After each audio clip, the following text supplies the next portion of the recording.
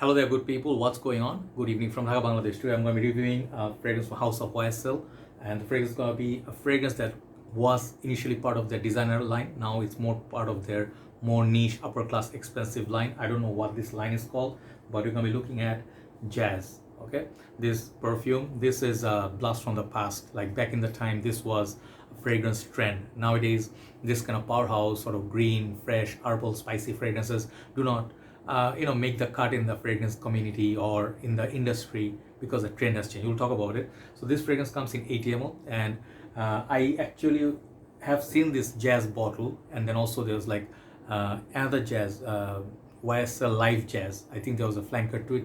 Perhaps there are more flankers, but those are the taller bottles. Some of them had a white and black bottle. I don't know why I didn't buy it back then, but I was not into much powerhouse that time. But yeah, this is thanks to Auveek bhai who lent me his bottle. Thank you, Auveek bhai.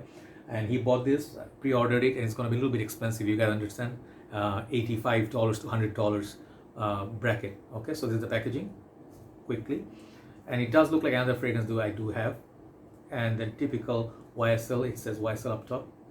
I really wanted to cover this perfume some point of my journey, and here's the bottle.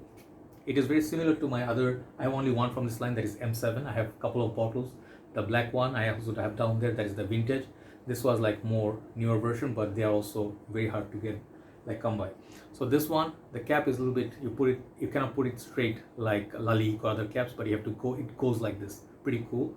Thing says Jazz, really nice yellowish juice. The side it says Accords, but there's plenty more Accords if you go Fragrantica. I don't know if they simplified the formula.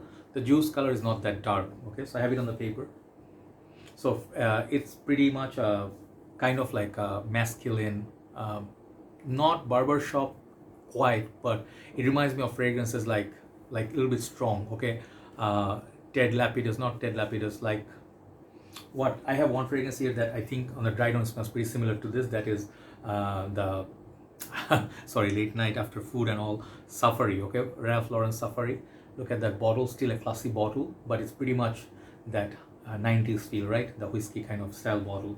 This one, Sour, couple more other ones. I do have a lot of this spicy fresh fragrances like Givenchy Gentleman. You know, it reminds me of all that. Even my favorite is not Pure Excess by Paco Rabanne.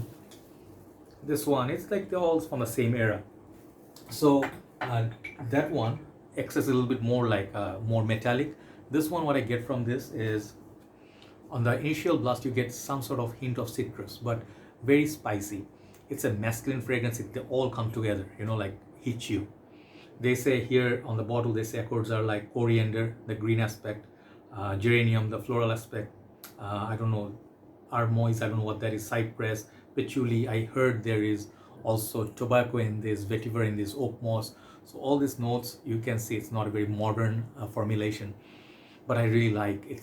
Jazz is something to do with music. You just sit nicely in a bar, jazz club, you know, you just listen to jazz music, beautiful like relaxation time. You have your very old Scotch whiskey or something, like I don't know what you drink, but it's something to be enjoyed with a cigar, nice live jazz music. It's classy, and it's a little bit masculine and mature man, like man with a hat maybe, or is it called fedora, Ness fedora, I don't know what's a particular kind of small hat, you know, like reminds me of the movie Pianist. You know, I watched that movie, beautiful movie.